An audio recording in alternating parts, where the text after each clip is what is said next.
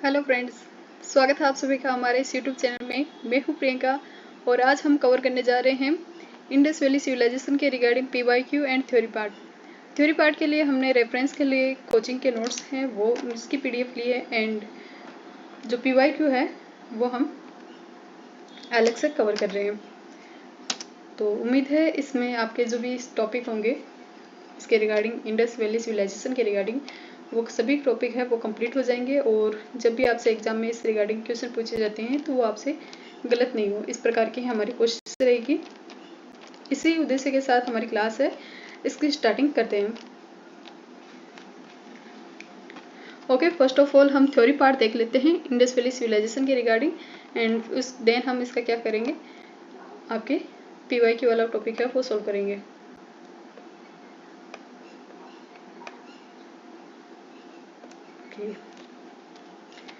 तो ये क्लास की स्टार्टिंग करते हैं।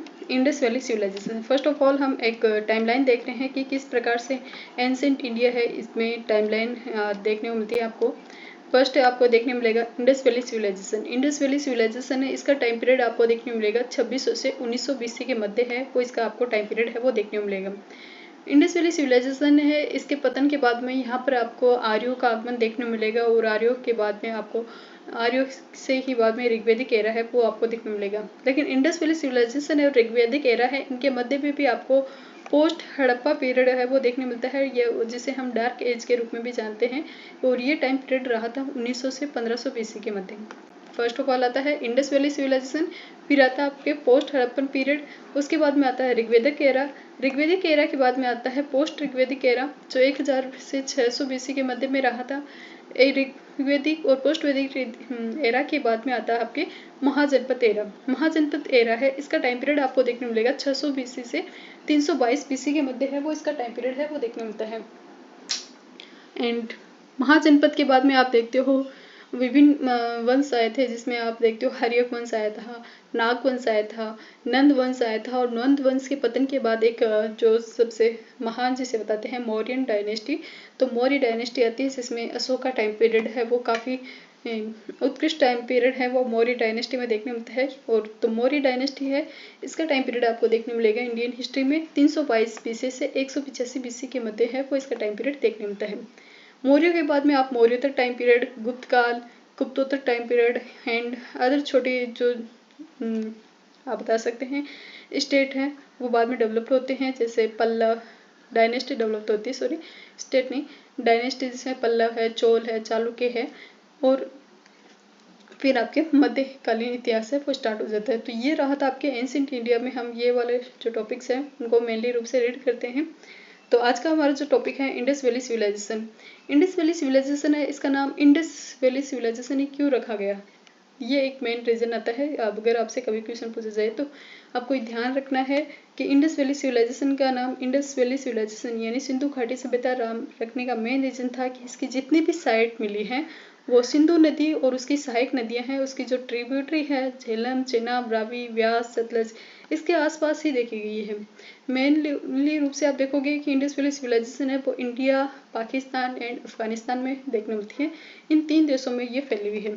इसी को हड़प्पा सभ्यता भी कहा जाता है। हड़प्पा सभ्यता इसका नाम क्यों पड़ा, क्योंकि सबसे पहले जो खोज की गई थी वो कहाँ पर की गई थी, हड़प्पा वाली लोकेशन पर की गई थी।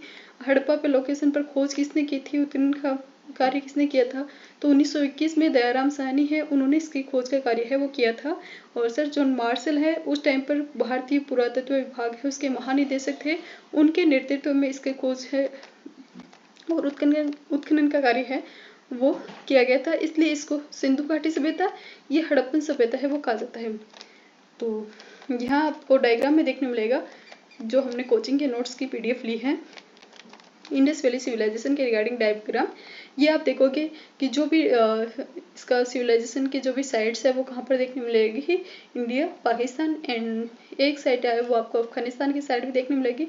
और मेनली जो भी साइट्स है वो सिंधु नदी और उसके मार्ग पर ही आपको आसपास है वो देखने को मिलेगी। जितनी भी है वो साइट्स है वो इंडस वैली जो रिवर है इसके आसपास ही देखने मिलती है। सबसे उत्तरी साइड में आप मांडा का नाम देखते हो जो जम्मू कश्मीर में है। सबसे पूर्वी में इसमें आता है आलमगीरपुर जो यूपी की साइड में है, सबसे पूर्व की ओर है। इसमें शायद मेंशन नहीं होगा, क्लियर मैप नहीं है, तो हम थोड़ा सा नोट्स में यहाँ पर लिखे हुए हैं। तो नेक्स्ट आगे हम देख लेंगे। आलमगीरपुर हिंडन रिवर के किनारे है, वो सबसे वेस्टर्न है। एंड सबसे पश्चिम की साइड में देखने होंगे तो वो आपकी आती है सोरतुगई। और सबसे दक्षिणी में देवाबाद का नाम आता है। देवाबाद यहाँ पर महाराष्ट्र की तरफ एक लोकेशन थी, जो परवरा नदी के किनारे पर बसी हुई एक सभ्यता है देवाबाद। तो ये इसकी सबसे दक्षिणी सभ्यता की साइट है, वो देखने मिलती है। इस सिंधु घाटी सभ्यता है, ये विश्व की प्राचीनतम सभ्यताओं में से एक मानी जाती है। यह मेसोपोटामिया की सभ्यता है। मेनली रूप से हम मानते हैं कि वर्ल्ड में सबसे पुरानी सभ्यता कौन सी है, मेसोपोटामिया की सभ्यता। और मेसोपोटामिया की सभ्यता है, इसके समकालीन ही आपकी कौन सी मानी जाती है, इंडस वैली सिविलाइजेशन है, ये माना जाता है। इंडस वैली सिविलाइजेशन किसके समकालीन है, मेसोपोटामिया, इजिप्ट एंड कुछ टाइम आपको देखने को मिलेगा चाइनीज जो सभ्यता थी, इनके समकालीन ये सभ्यता है वो देखने को मिलती है। वहीं अगर कभी पूछा जाए तो आपसे कि कानून का विश्व का सबसे प्राचीनतम सोर्स कौन सा है, स्रोत कौन सा है, तो उसमें आप में अलग से नोट बनाकर मेंशन कर सकते हैं हम्मुराबी संहिता। हम्मुराबी संहिता है, ये क्या है, कानून का सबसे प्राचीनतम सोर्स देखने मिलता है। वहीं सबसे प्राचीनतम वर्ल्ड की सबसे प्राचीनतम सभ्यता मेसोपोटामिया और इंडस भी उनमें से ही एक है। इंडस वैली सिविलाइजेशन है, इसकी जब भी बात करते हैं तो हम देखते हैं कि इसका बेस्ट टाउन प्लानिंग, इसका जो वाटर मैनेजमेंट सिस्टम है वो भी काफ़ी शानदार था। तो इसकी शहरी जो नगरीय व्यवस्था है, सभ्यता है, ये शहरी नगरीय सभ्यता पर आधारित थी। और यहाँ पर आपको सुदृढ़ जल निकासी व्यवस्था है वो भी देखने मिलती है। सबसे पहले इस सभ्यता पर प्रकाश में लाने का कार्य है वो 1826 ईस्वी में चार्ल्स मैनसन ने किया था। चार्ल्स मैनसन है, उन्होंने सबसे पहले इस सभ्यता की ओर प्रकाश है वो डाला था। इसके बाद में आप देखोगे 1853 में अलेक्जेंडर कनिंघम है, इन्होंने इस हड़प्पा साइट है इसका सर्वे किया था 1853 में अलेक्जेंडर कनिंघम द्वारा। फिर 1856 में आप देखोगे अलेक्जेंडर कनिंघम दूसरी बार हड़प्पा का सर्वे करने के लिए आते हैं। और 1856 में ही जॉन बटन और विलियम बटन है, ये क्या कर रहे थे, लाहौर से कराची के मध्य रेलवे लाइन बिछा रहे थे, लाहौर से कराची के मध्य। और उन्होंने अनजाने में यहाँ की हड़प्पा की जो ईंट थी वहाँ उसका प्रयोग किया था। जब रेल लाइन बिछाने का कार्य किया जा रहा था तो जो कारीगर वगैरह थे उन्होंने हड़प्पा साइड की ईंटों का प्रयोग कर लिया था गलती से। और उसके बाद में ही यहाँ पर रिसर्च वगैरह की उन ईंटों की, तो पता चला कि यहाँ पर पहले से ही एक सिविलाइज्ड यहाँ पर सभ्यता है वो देखने मिलती है। यह है अलेक्जेंडर कनिंघम जो 1853 1856 में 2 बार आए थे, लेकिन हड़प्पा सभ्यता है इसके महत्व को नहीं समझ पाए थे, सर्वे करने के लिए तो आए थे। इस रिगार्डिंग आपसे कभी क्वेश्चन ये भी पूछा जा सकता है कि ऐसा कौन सा विद्वान था जो हड़प्पा के महत्व को नहीं समझ सका था, तो ये इसमें आप अलेक्जेंडर कनिंघम का ही नाम देखते हो। भारतीय पुरातत्व सर्वेक्षण विभाग का नाम है, तो इसके रिगार्डिंग जानकारी देखें तो इसकी स्थापना 1861 में हुई थी। भारतीय पुरातत्व सर्वेक्षण विभाग की ASI की स्थापना। जब आपके गवर्नर जनरल कौन होते हैं, लॉर्ड कैनिंग इस टाइम पर गवर्नर जनरल होते हैं। और इसमें जो प्रथम महानिदेशक बनाए गए थे वो कौन बनाए गए थे, अलेक्जेंडर कनिंघम है, इन्हें ASI का प्रथम महानिदेशक है वो बनाया गया था। इसी भारतीय पुरातत्व विभाग है, इसका वापस रिगठन होता है 1902 में, यहाँ पर लिखा हुआ नहीं है। 1902 में इसका वापस रिगठन होता है सर जॉन मार्शल के नेतृत्व में। और फिर 19 सर जॉन मार्शल है, इनके नेतृत्व में 1921 में दयाराम साहनी है, उन्होंने हड़प्पा के उत्खनन का कार्य है वो किया था। इन्हीं सर जॉन मार्शल के नेतृत्व में 1922 में राखलदास बनर्जी है, उन्होंने मोहनजोदड़ो के उत्खनन का कार्य है वो किया था। और यही सर जॉन मार्शल है, इन्होंने इस सभ्यता को सबसे पहले क्या कहा था, सिंधु घाटी सभ्यता की घोषणा की थी। क्योंकि सभी साइट है वो कहाँ पर देखने मिली है, सिंधु घाटी रिवर के आसपास ही देखी गई है, इसलिए इसे सिंधु घाटी सभ्यता के रूप में डिक्लेयर है वो इन्होंने किया था। सिंधु घाटी सभ्यता है, इसको हड़प्पा सभ्यता एवं सिंधु सरस्वती सभ्यता भी कहा जाता है। इतिहासकार प्रगट महोदय है, इन्होंने हड़प्पा और मोहनजोदड़ो इन दोनों साइट्स को क्या कहा है, सिंधु घाटी की सभ्यता की जुड़वा राजधानी है वो मेंशन किया है। दोनों काफी डेवलप थी, हड़प्पा और मोहनजोदड़ो दोनों को क्या बताया है, सिंधु घाटी सभ्यता है इसकी जुड़वा राजधानी है।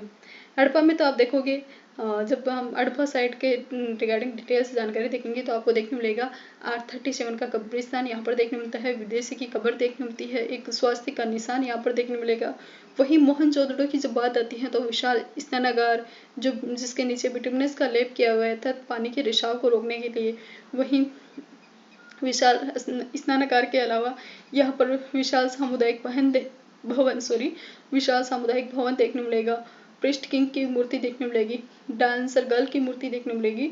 तो कुछ इस प्रकार के एविडेंस यहाँ से प्राप्त होने की वजह से इतिहासकार जो पिगट है उन्होंने इन्हें क्या कहा है, जुड़वा राजधानी है मेंशन किया है। यह है दयाराम साहनी जिन्होंने 1921 में हड़प्पा का सर्वे किया था, उत्खनन किया था। और ये है राखल दास बनर्जी जिन्होंने 1922 में मोहनजोदड़ो के उत्खनन का कार्य है वो किया था।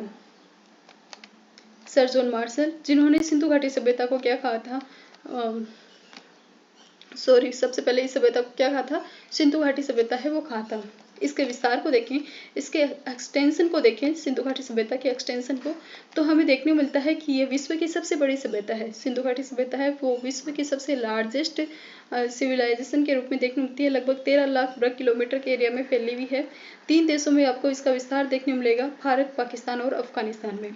यह त्रिभुजाकार सभ्यता है और कांस्य युगीन सभ्यता है। किस आकार में है, त्रिभुजाकार आकृति इसमें देखने मिलेगी और कांस्य युगीन सभ्यता है वो देखने मिलेगी। कांस्य युगीन ये लोग तांबा और टिन को मिलाकर कांस्य बनाना है वो जानते थे। इसीलिए तो जब मोहनजोदड़ो से जो मूर्ति प्राप्त हुई है कांस्य की, डांसर गर्ल की, तो जब जानकारी होगी तभी तो बना सके होंगे डांसर गर्ल की मूर्ति। ये साइट आपको देखने मिलेगी इंडस रिवर के पास, मोहनजोदड़ो सिंध के लड़कारा में, और हड़प्पा साइट ये साहिवाल जिले में, मोंटगोमरी इस अकॉर्डिंग भी इसका नाम देखने मिलता है जिले का। तो ये हड़प्पा है, ये मोहनजोदड़ो है, ये धोलावीरा इस कंप्लीट इंडस वैली सिविलाइजेशन की एक ऐसी साइट है जहाँ पर नगर है वो 3 भागों में डिवाइड आपको देखने मिलेगा धोलावीरा में। और किसी भी रिवर के किनारे ये बसा हुआ नहीं है, ये भी इसकी एक विशेष बात है कि किसी भी रिवर के किनारे नहीं है। नगर 3 भागों में है, पूर्वी, मध्य और पश्चिमी। और मनसर और मनहर धाराएं, जो जल धाराएं उनके मध्य बसा हुआ है। यहाँ से आपको कृत्रिम जलाशय के सोर्स आपको धोलावीरा से देखने मिलेंगे। वही ये नीचे साइड दिखाई गई है गुजरात में लोथल, धोलावीरा और लोथल दोनों गुजरात में है। तो लोथल है ये गुजरात में भोगवा रिवर के किनारे बसा हुआ है, काफ़ी व्यापार वाणिज्य के लिए काफ़ी फेमस है।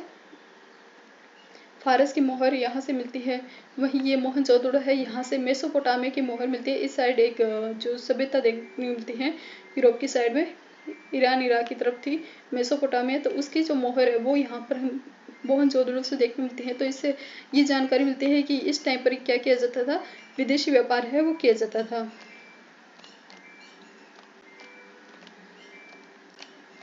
हमने इसके उत्तरी और दक्षिणी साइड मैक्सिमम में देखी थी। मांडा इसकी सबसे उत्तरी साइड है जो चिनाब रिवर के किनारे में बसी हुई है। मांडा कश्मीर में है। वहीं सबसे दक्षिणी साइड आपको देखने मिलेगी देमाबाद, जो परवरा नदी के किनारे पर बसी हुई है, महाराष्ट्र में लोकेटेड है देमाबाद, जो परवरा रिवर के किनारे पर बसी हुई है। वहीं सबसे ईस्टर्न साइड में देखने मिलेगी आलमगीरपुर, यूपी में है, हिंडन रिवर के किनारे बसी हुई है। सबसे वेस्टर्न साइड इसकी देखने मिलेगी सुतका गेदोर है, ये दास्क रिवर के किनारे बलूचिस्तान में फैली हुई है, स्थित है। तो दास्क नदी, सुतका गेदोर, बलूचिस्तान, ये सबसे इसकी वेस्टर्न साइड है। आलमगीरपुर साइड यूपी में हिंडन नदी के किनारे है। देमाबाद सबसे दक्षिणी और दस से दक्षिणी, और मांडा सबसे उत्तरी। टाइम पीरियड देखें इसका, तो टाइम पीरियड इसका देखने मिलता है कार्बन 14 पद्धति के अकॉर्डिंग इसका टाइम पीरियड बताया गया है। एनसीईआरटी में भी 2 टाइप से मेंशन किया गया है। न्यू एनसीईआरटी में 2600 से 1900 बीसी मेंशन किया गया है। वही ओल्ड एनसीईआरटी है उसमें 2350 से 1750 बीसी के मध्य इसका टाइम पीरियड है वो मेंशन किया गया है। वहीं जो एक अभिलेख देखने मिलता है सारगोन अभिलेख, जिसमें टाइम पीरियड बताया गया है 3250 से 2750। इसी सारगोन अभिलेख में आप देखोगे कि यहाँ पर सिंटन शब्द का उल्लेख किया गया है। सिंटन यानी कि कपास, इसका उल्लेख किया गया है। एंड इंडिया है, इसे मेलुहा मोर पक्षी के लिए फेमस, ये भी इसी सारगोन अभिलेख में देखने मिलेगा, जो आगे आपके रिटर्न डाउन किया हुआ है, तो उसको हम वापस डिटेल से वापस देखेंगे। टाइम पीरियड यहाँ पर 3250 से 2750 है वो देखने मिलता है। अब हम देख रहे हैं फर्स्ट प्लेस हड़प्पा साइट। यहाँ से हमें क्या क्या अवशेष है वो प्राप्त हुए, उनकी रिगार्डिंग जानकारी देखते हैं। उत्खनन हमने देख लिया 1921 में किया था दयाराम साहनी ने। स्थान मोंटगोमरी, पंजाब में, पाकिस्तान में ये स्थान लोकेटेड है, और वर्तमान में इसका जो लोकेशन है वो है साहिवाल, मोंटगोमरी या फिर वर्तमान का साहिवाल जिला है, वहाँ पर लोकेटेड है। रावी रिवर की नदी, रावी नदी है, उसके तट पर बसा हुआ है कौन सी साइट? हड़प्पा। इसी हड़प्पा साइट से कौन कौन से अवशेष मिले हैं? एक विदेशी की कब्र मिली है, 837 का कब्रिस्तान या कब्र जिसे कहा जाता है, 837 इसका रियल नेम है। इक्का गाड़ी के यहाँ से निशान मिले हैं, इक्का गाड़ी के साक्ष्य मिले हैं, सॉरी, श्रृंगार पेटिका के साक्ष्य मिले हैं, स्वास्तिक का निशान, सिंबल ऑफ जो स्वास्तिका है वो देखने मिलता है। और इसी रावी नदी के तट पर 12 अन्नागार मिलते हैं जो 2 लाइनों में बने हुए हैं, जिनके पास में चबूतरे भी हैं और श्रमिक आवास भी है। तो 12 अन्नागार एंड स्वास्तिका निशान, इक्का गाड़ी, श्रृंगार पेटिका है, ये सब साइट हमें कहाँ से मिलती हैं? अवशेष ये हमें देखने मिलते हैं हड़प्पन साइट से। ये है सिंबल ऑफ स्वास्तिका। नेक्स्ट है इंपॉर्टेंट साइट में नाम आता है मोहनजोदड़ो। मोहनजोदड़ो है, इसका उत्खनन किया गया था 1922 में राखलदास बनर्जी ने। ये सिंधु नदी के तट पर बसी हुई है और लरकाना जिला जो सिंध पाकिस्तान में स्थित है, यहाँ पर स्थित है। इस मोहनजोदड़ो का शाब्दिक अर्थ होता है मृतकों का टीला। मृतकों का टीला इसलिए कहा जाता है, ऐसी अवशेष के आधार पर ऐसा अनुमान लगाया है कि यह बस्ती है वो 7 स्तर पर देखने मिली है, क्योंकि 6 बार हो सकता है डूब गई हो और इसे लोगों ने पुनः बसाया हो, इस वजह से इसे क्या कहा जाता है? मृतकों का टीला कहा जाता है।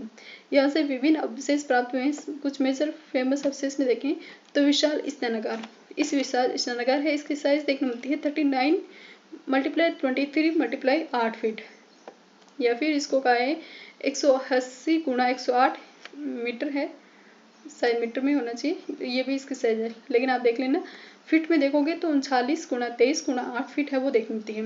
उत्तर और दक्षिण में इसके क्या बनी हुई हैं? सीढ़ियाँ बनी हुई हैं, नीचे उतरने के लिए सीढ़ियाँ हैं। नीचे इसके आंगन में बिटुमिनस का लेप किया गया है जिससे पानी का रिसाव नहीं हो। उत्तर दिशा में ही वस्त्र बदलने के 6 कक्ष है वो देखने मिलते हैं। तो नदन और सदन साइड में क्या बनी हुई है? सीढ़ियाँ। नदन साइड में वस्त्र बदलने के कक्ष, नीचे उतरने के लिए सीढ़ी हैं। 3 तरफ इसके बरामदे देखने मिलते हैं, बरामदों के पीछे भी कई कक्ष बने हुए हैं। जला आपूर्ति के लिए एक कुआं भी देखने मिलता है। प्रथम तल पर चढ़ने के लिए सीढ़ियों के साक्ष्य में मिलते हैं। सामान्यतः इसका अनुमान है कि इस तल के कमरों का प्रयोग सामान्यतः पुरोहित वर्ग करते होंगे और धार्मिक अनुष्ठान में इसका यूज है वो किया जाता होगा। सर जॉन मार्शल है, उन्होंने इस स्नानागार को तात्कालिक समय की आश्चर्यजनक इमारत के रूप में मेंशन है वो किया है। तो आश्चर्यजनक इमारत है किसने कहा था? सर जॉन मार्शल है, इन्होंने कहा है किसे? विशाल स्नानागार को जो मोहनजोदड़ो से प्राप्त हुआ है। नेक्स्ट जो साक्ष्य देखने मिलता है वो है एक नर्तकी की मूर्ति, डांसर गर्ल की मूर्ति। और इस डांसर गर्ल की विशेषता आप देखोगे कि इसका निर्माण है वो लोस्ट वैक्स कास्टिंग जो प्रोसेस है, मोम तकनीक है, इससे इसका निर्माण किया गया है जो कांसे की बनी हुई है। ये जो मूर्ति है ये नग्न अवस्था में देखने मिलेगी, नृत्य की अवस्था में भी देखने मिलेगी, और जिसके एक हाथ में चूड़ियाँ हैं वो पहनी हुई है। तो इसके एक हाथ में चूड़ियाँ बनी हुई और दूसरा हाथ है वो खाली देखने मिलता है। ये ग्रेट बात है, जिसके उत्तर और दक्षिण में क्या बनी हुई है? सीढ़ियाँ बनी हुई है। 3 तरफ है वो बरामदा देखने मिलता है और बरामदे के बाद में भी आपको विभिन्न कक्ष है वो देखने मिलते हैं। प्रथम जो तल है वहाँ पर भी कुछ कक्ष है वो देखने मिलते हैं जिनका प्रयोग सामान्यतः है पुरोहित वर्ग वगैरह करते होंगे सॉरी। और जो आंगन है जिस पर बिटुमिनस का लेप है वो किया गया है। तो ये है विशाल स्नानागार और लोस्ट वैक्स कास्टिंग है, इसको यहाँ पर दर्शाया गया है।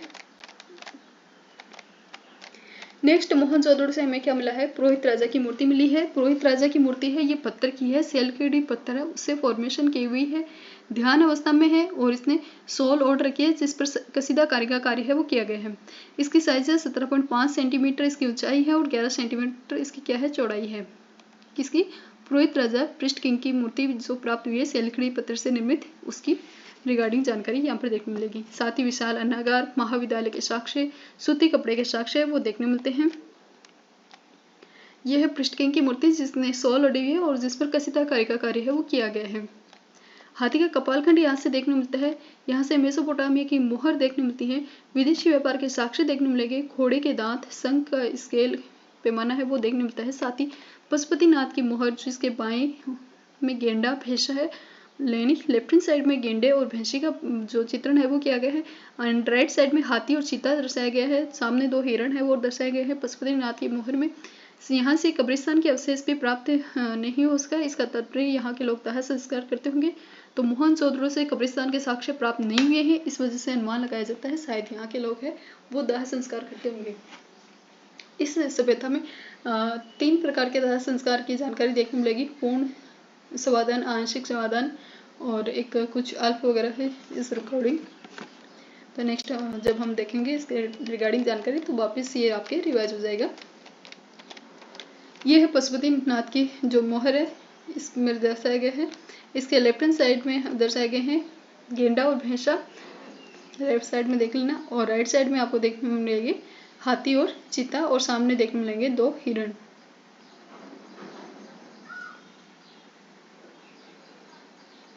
ये रहा हाथी, चीता, गेंडा, भैंसा, सामने यहाँ पर 2 हिरण है वो देखने मिलते हैं। ये है पशुपतिनाथ।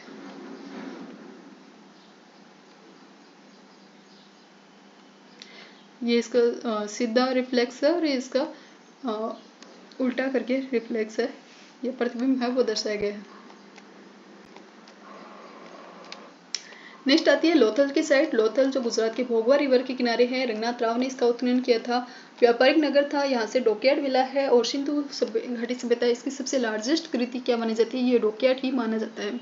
यहाँ से मनके बनाने के कारखाना, चावल के साक्ष्य, चावल और बाजरे के साक्ष्य मिलते हैं, फारस की मोहर देखने मिलते हैं, गोलाकार बटन, घोड़े की मृण मूर्तियां देखने मिलती हैं, चक्के के 2 पार्ट देखने मिलते हैं। लोथल में घरों के दरवाजे हैं वो मुख्य मार्ग पर खुलते हैं, वही नावों के मॉडल भी यहाँ से मिले, कहाँ से, लोथल से। ये है लोथल की साइड और विशाल डॉकयार्ड है, इसका फॉर्मेशन यहाँ पर किया गया था, व्यापारिक कार्य के लिए इसका यूज है वो किया जाता था। नेक्स्ट इंपॉर्टेंट साइट में आती है धोलावीरा। रविंद्र सिंह बिष्ट ने धोलावीरा का उत्खनन किया था। गुजरात में स्थित है, किसी भी नदी के किनारे पर नहीं है, 3 भागों में ये देखने मिलेगा, पूर्वी, मध्य, पश्चिमी, और यहाँ से कृत्रिम जलाशय के साक्ष्य मिले कितने, 16 कृत्रिम जलाशयों के साक्ष्य मिले हैं, स्टेडियम के साक्ष्य, सूचना पट मिला है, पोलिश युक्त। धोलावीरा कर्क रेखा के ऊपर स्थित है और नवीनतम उत्खनित स्थल है वो देखने मिलता है। साइन बोर्ड भी यहाँ से देखने मिलेगा, साइन बोर्ड, सूचना पट जो पॉलिश युक्त है।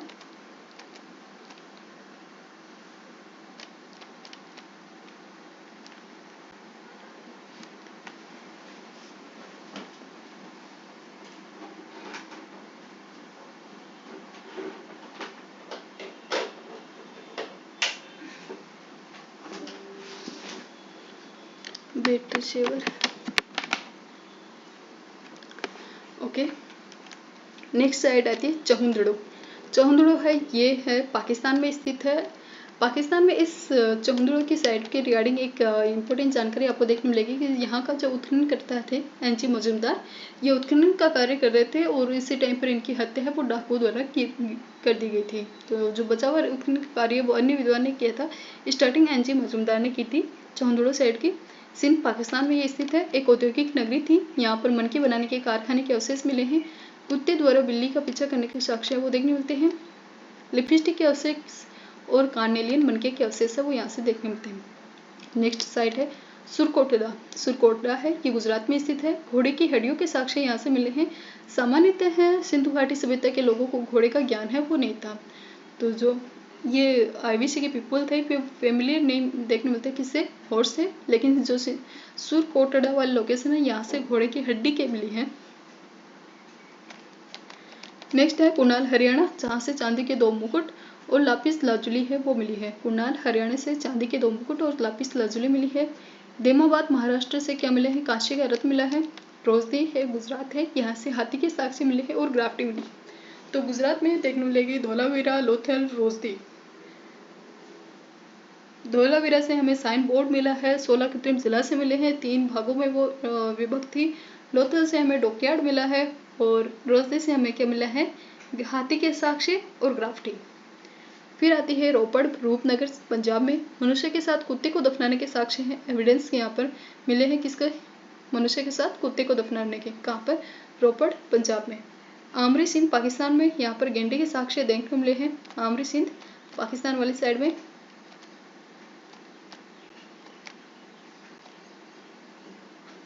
कांस्य के 4 रथ। कुछ नोट यहाँ पर मेंशन किए हुए हैं। फर्स्ट नोट पे बताया है कालीबंगा, बनवाली और राखीगढ़ी की साइड है वो किस प्रकार की है, प्राक हड़प्पन एरा की देखने मिलती है। इसके अलावा बनवाली जो साइट है हरियाणा की, वहाँ से वॉश बेसिन यानी कि धावन पात्र मिला है, और रंगपुर और रोजदी है वो किस प्रकार की साइट है, हड़पोतर स्थल है। प्राक हड़प्पन तो है कालीबंगा, बनवाली और राखीगढ़ी। हड़पोतर है आपके रंगपुर और रोजदी। एंड सोर्तुगई और मोनिका ये दो लोकेशन कहाँ पर देखने मिलेगी? अफगानिस्तान में। तो ये कंप्लीट हो गई आपके इंडस वैली सिविलाइजेशन। इसके बाद में इसका नगर नियोजन और इसके रिगार्डिंग जानकारी दी गई है। काफ़ी अच्छा इसका नगर नियोजन था, टाउन प्लानिंग काफ़ी बेस्ट थी। फर्स्ट हम इसको अर्बन सभ्यता सिविलाइज्ड कंट्री नहीं सभ्यता के रूप में जाना जाते हैं, और जो अपने नगर नियोजन के लिए फेमस थी। 2 भागों में बटे हुए नगर आपको यहाँ पर देखने मिलेंगे। पूर्वी भाग आवासीय भाग, पश्चिमी भाग दुर्गीकृत या फिर ऊंचे टीले के ऊपर विस्तृत था। सड़कें एक दूसरे को समकोण पर काटती हैं और शहर है वो ग्रेड सिस्टम पर बसे हुए हैं।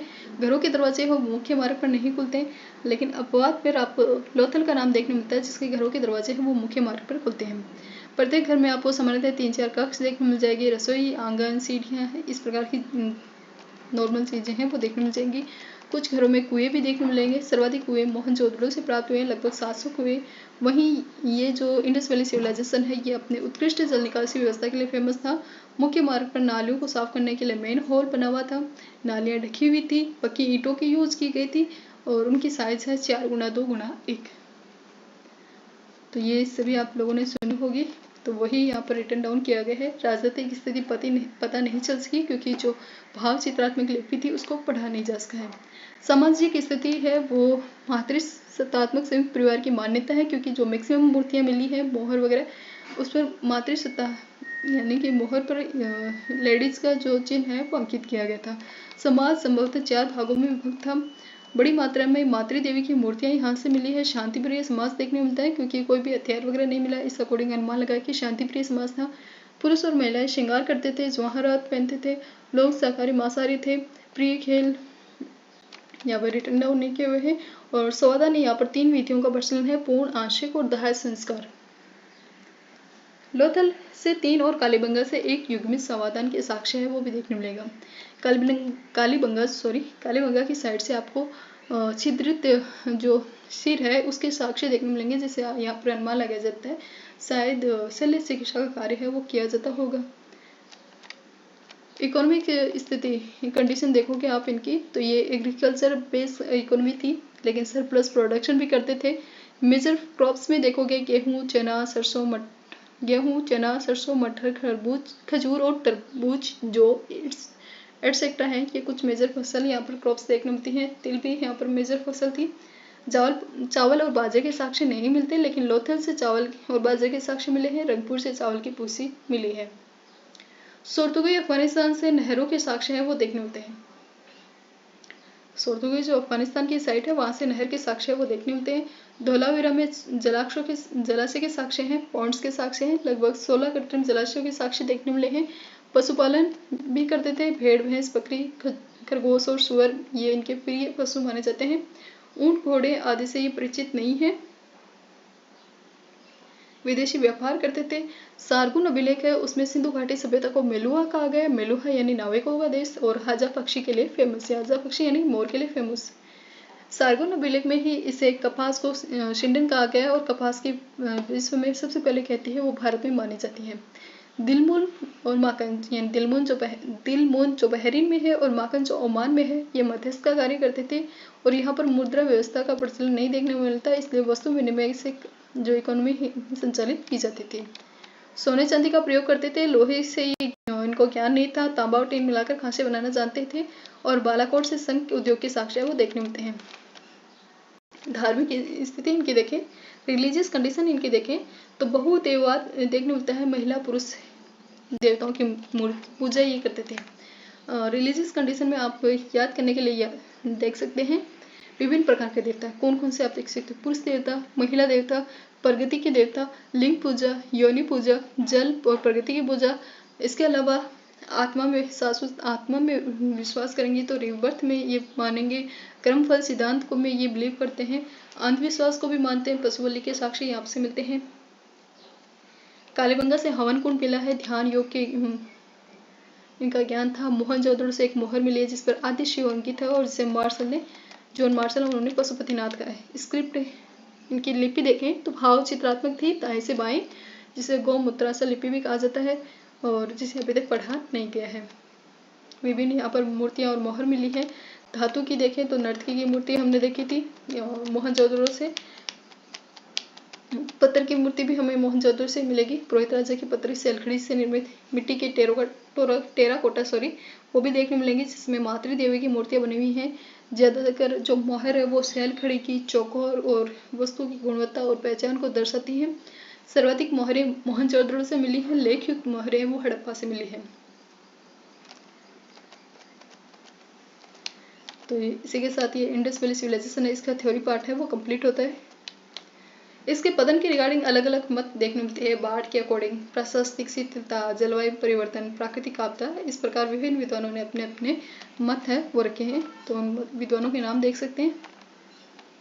हम देखें तो इतनी विशाल सभ्यता के पतन के कारण कोई एक कारण नहीं हो सकता, विभिन्न कारण इसके जिम्मेदार हैं। नेक्स्ट हम कुछ इंपॉर्टेंट PYQ देख लेते हैं और उसके बाद नेक्स्ट जो पार्ट है उसमें हम अदर PYQ हैं इनको सॉल्व करेंगे।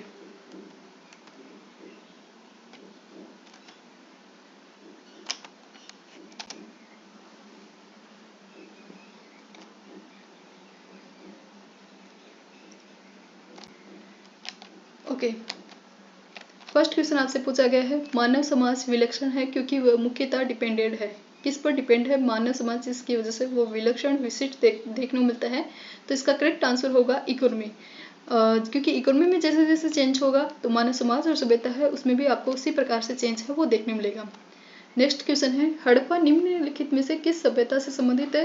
तो हड़प्पा साइट है वो इंडस वैली सिविलाइजेशन रिगार्डिंग है। हमने अभी देखा था हड़प्पा, मोहनजोदड़ो, लोथल, ये सब किसकी साइट है, इंडस वैली सिविलाइजेशन सभ्यता है, इसकी साइट देखने मिलती है। सिंधु सभ्यता है वो कैसी है, तो आदि ऐतिहासिक युग से देखने मिलती है, क्योंकि इसकी लिपि तो है भावचित्रात्मक लिपि या फिर गोमूत्राक्षर लिपि, जिसे अभी तक पढ़ा नहीं जा सका है। क्योंकि अब देखो इसमें ऑप्शन के अकॉर्डिंग भी देखें तो प्राग ऐतिहासिक युग वाली जो लिपि नहीं है, स्टोन एरा आदि ऐतिहासिक लिपि तो है लेकिन पढ़ी नहीं गई। ऐतिहासिक युग की हम लिपि पढ़ना जानते हैं। तो ये कुछ उस अकॉर्डिंग भी आप अनुमान है वो लगा सकते हैं। नेक्स्ट क्वेश्चन ही आपसे पूछा गया, सिंधु घाटी की सभ्यता गैर आर्य थी। आर्य नहीं थी, गैर आर्य थी, इसका कैसे पता चलता है। तो जब भी सिंधु घाटी की सभ्यता या फिर सिंधु घाटी की सभ्यता और आर्य सभ्यता या फिर वैदिक सभ्यता में डिफरेंस देखोगे ना, तो आपको देखने को मिलेगा एकमात्र जो सभ्यता जो सिंधु घाटी की सभ्यता वो नगरीय है, जबकि दूसरी ओर देखोगे आर्य सभ्यता या फिर वैदिक सभ्यता वो कैसी थी, ग्रामीण सभ्यता थी। और सिंधु घाटी वाले लोग हैं वो लोहे से परिचित नहीं थे, आर्य या वैदिक काल वाले लोग हैं वो लोहे से परिचित थे। तो ये कुछ मेजर रीजंस के अकॉर्डिंग आप आंसर लगा सकते हैं। इसमें करेक्ट आंसर इसमें बताया गया है ए, नगरीय सभ्यता थी। गैर आर्य थी, इसका मेन रीजन हमें क्या देखने मिलता है, इसकी नगरीय सभ्यता थी। आर्य कैसे थे, ग्रामीण थे। सिंधु घाटी की सभ्यता आर्य से पूर्व रखे जाने के लिए महत्वपूर्ण कारक क्या है, यहाँ से प्राप्त हुए क्या, नगर नियोजन, इसका लिपि, तांबा या मृदभांड। तो मृदभांड है, ये क्या है मेन, इसका क्या माना गया है, आंसर है वो माना गया है। इसकी व्याख्या देखिए तो आपको देखने मिलेगा कि जो इंडस वैली सिविलाइजेशन है इसके जो बने हुए निर्मित मृदभांड है वो काले रंग के होते थे और उन पर लाल रंग के होते थे और उन पर काले रंग की चित्रकारी की गई थी। काले रंग की आकृति से चित्रित थे लाल मृदभांड यहाँ पर हड़प्पा सभ्यता में देखने मिलते हैं। वहीं जो आर्य सभ्यता है वहां पर दूसर और चित्रित मृदभांड है जो बाद के टाइम पीरियड के हैं वो देखने को मिलते हैं।